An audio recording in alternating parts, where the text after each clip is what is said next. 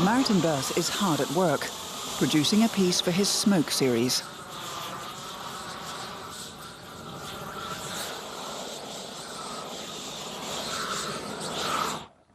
Baas sees this as anything but an act of destruction. We put a lot of attention in making the piece. It really takes hours to make it, or sometimes even days to make it, to restore it perfectly and really to make it a complete piece again. So there's a lot of respect involved in it as well, and it sounds as a paradox, but burning for me is not necessarily something negative at all.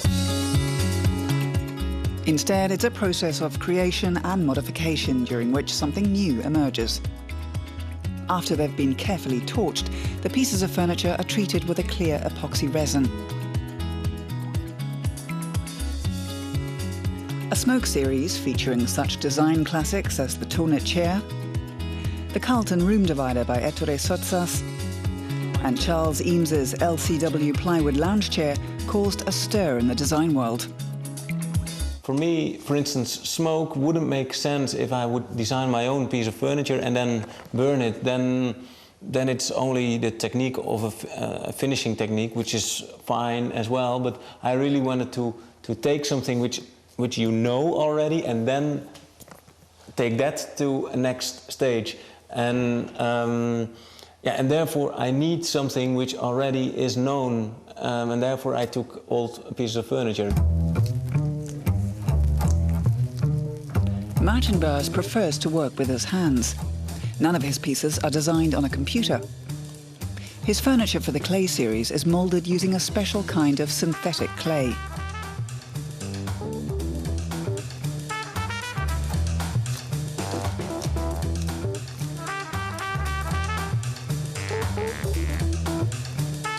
In this way, hours of handcrafting result in unique individual pieces that command prices of up to €8,000. Things should kind of grow almost naturally, like they are not. There are no brains involved or so. It really like nature grows, or a plant grows to the light. And if furniture could grow like that as well, then I think it would reach much more the kind of perfection which you see in nature as well. It's kind of finding a balance between this human input and this natural kind of input. The items of furniture from his Sculpt series also seem to have grown organically, although in fact they are made of steel. But Maarten Baas does more than just design furniture. His projects include video installations on the subject of time, like this street sweeper's clock. Is it design or is it art? What I say to people who ask me that question is just that I'm not interested in the answer of the question.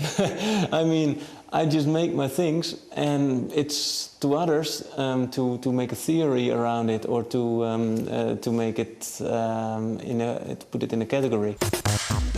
Take his grandfather clock, for instance. It only seems to have someone inside its wooden housing. Instead, it's a 12-hour video shown on a screen. As long as Maarten Baas keeps presenting such refreshingly surprising ideas, it doesn't really matter whether they're classified as art or design.